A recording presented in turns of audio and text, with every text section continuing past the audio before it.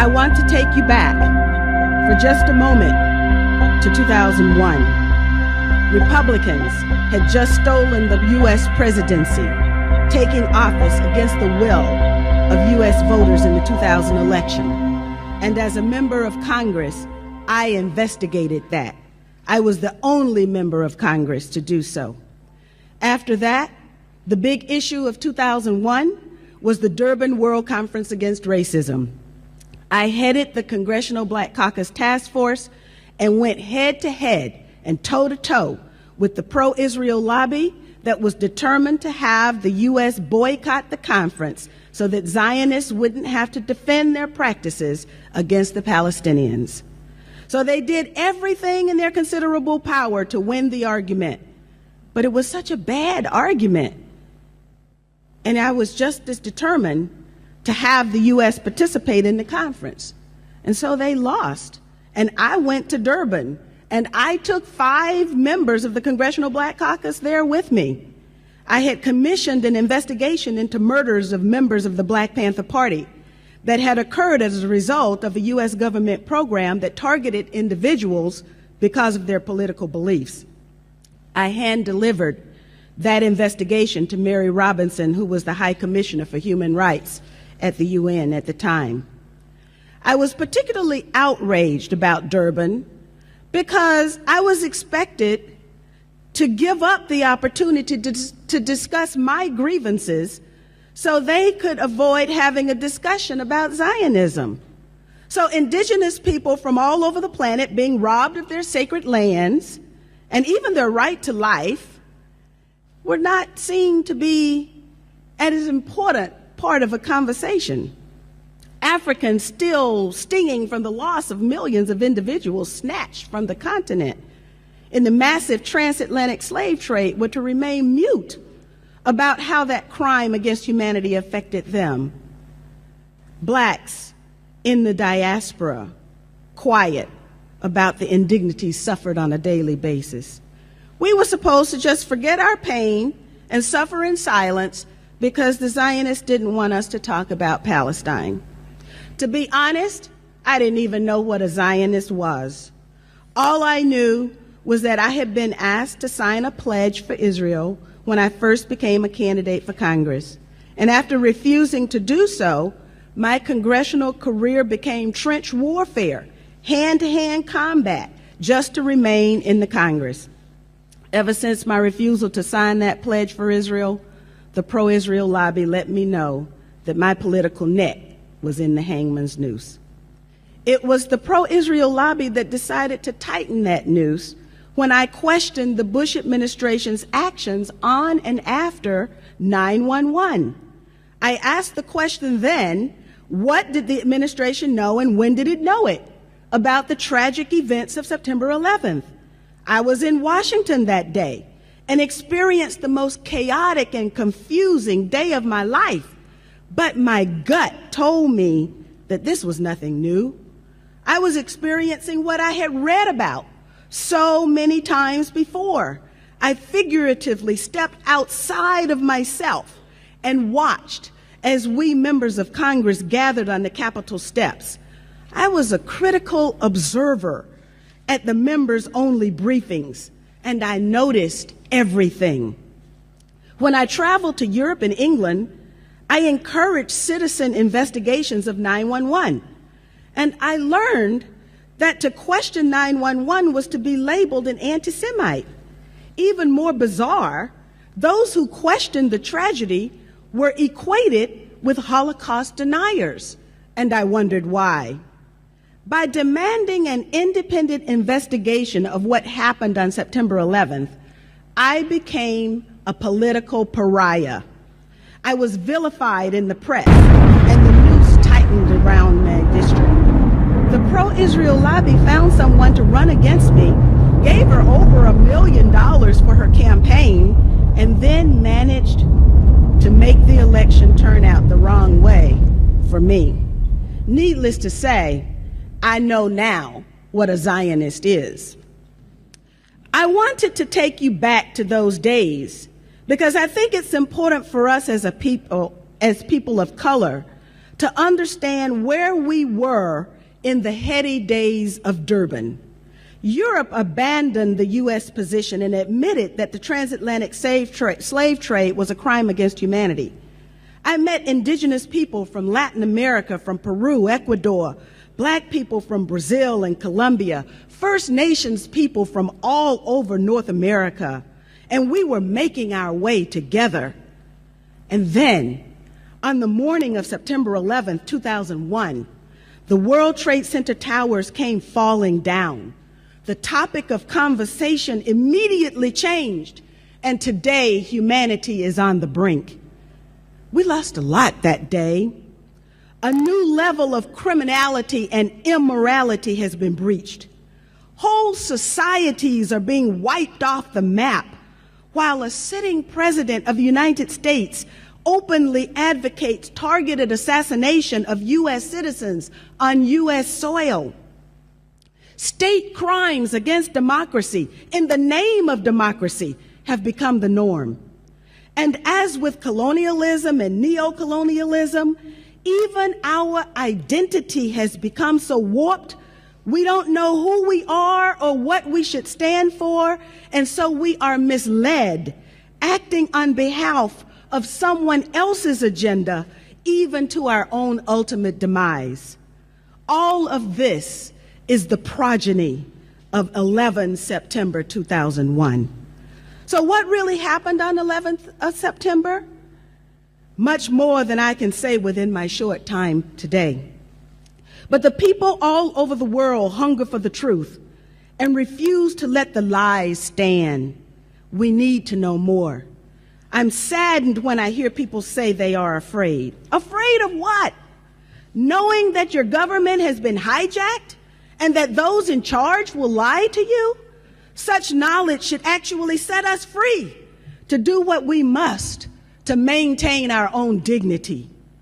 And as if 911 wasn't convincing enough of the need to fight Islamic terrorists after September 2001, there was Bali, Madrid, London, and Mumbai. With bombs raining down on Gaza right now, I remember what the Israeli Prime Minister said. He said, "We're all Israelis now." I agree that terrorism is a problem, and I know who the terrorists are. Dick Cheney told us to expect war for the next generation and drew up a list of 60 target countries. General Wesley Clark informed us of Pentagon plans to go to war against 7 countries in 5 years: Iraq, Sudan, Somalia, Libya, Syria, Lebanon, and Iran. Syria is in process, and only Lebanon and Iran are left standing. But I'm sure their turn will come soon, too. General Wesley Clark called it a policy coup. He said that there had been a policy coup inside the United States. Not even 1 month ago, the former number 2 at the State Department, Lawrence Wilkerson, Colin Powell's right-hand man, said that what has happened in the U.S. is worse than a coup. The U.S. media would have you believe that the U.S. is divided: non-white versus white, Christian versus Muslim, native-born versus immigrant, white versus Latino. I disagree with that. I've traveled into every nook and cranny of the United States, and I can tell you that people are united and sick and tired of war. The meme of division is developed by those who write the scripts in order to pit us against each other. That way, we forget to focus on those who planned September 11th, those who profiteer from war and killing, and those who, like cowards, vote to send our young men and women off to fight someone else's wars, or worse, remain silent even while whole countries are being destroyed. Dr. Martin Luther King Jr. said that our lives begin to end the moment we remain silent about the things that really matter. He also said there comes a time when silence is betrayal. I heard those words too. So while I hope that my actions, combined with the actions of millions of others who also want justice and peace, will change the world, the best I can do right now is to change myself. I am now in a PhD program that I absolutely love, and I'm studying leadership and change. We need both. And I've added new meaning to that word in my vocabulary, resistance. I wake up every morning and I ask myself, what can I do to resist war and injustice today? Today is the beginning of people who hunger and thirst for the truth to come together. I know that there is a worldwide community that is ready to know what happened on September 11th, as I have said too many times. We all know what we saw, but how did it happen? As a member of Congress, I asked, how could the U.S. invest trillions of dollars in an intelligence and military infrastructure and it failed 4 times in one day? As a black person, I knew that the Bush administration explanation of the U.S. being hit because we were free couldn't hold water because an election had just been stolen and the people of the United States weren't free. And they're even less so today. This exercise in revisiting 9/11 and seeking the truth could serve a great cause in helping people have the courage to face the truth about our current course. This mere informational exercise with resolve could result in a concrete end to impunity. Finally, 2 thoughts. 1, we need people with a moral compass in public office today. We need people willing to resist injustice and war in public office. Members of the Bush administration committed crimes against the American people, as well as international crimes, some of which have no statute of limitations. That continues under President Obama. The only way we can arrest this lawlessness is to hold them to account, not just in people's tribunals, which have their place, but also in courtrooms around the world. The last thing I want to mention is about stand-down orders. Pay very close attention to what is happening in the U.S. around Benghazi Gate, as it is being called. A U.S. ambassador and 3 security agents are dead because someone reportedly issued a stand-down order 3 times. At least 1 general has been fired reportedly because he ignored the stand-down order and went to the rescue. As we revisit Secretary of Transportation Minetta's 911 testimony, the issue of a stand-down order arises. If a stand-down order was given to allow events to transpire in Benghazi, might that be relevant in a different setting? In short, we must never again allow this level of criminality in those who have positional authority over us. Never again. Now, with the chairman's indulgence, I have a short video that I'd like to show on how I practice my own resistance. Imagine the U.S. Imagine Israel-Palestine. Imagine Libya, Somalia, Yemen, and Pakistan. Imagine China and Russia. Imagine Latin America imagine Malaysia if we had average, ordinary Americans with morality and compassion making U.S. foreign policy. Incredibly, just in the last few days, 535 members of Congress unanimously voted to support Israel's Operation Pillar of Cloud. And I'll conclude with this.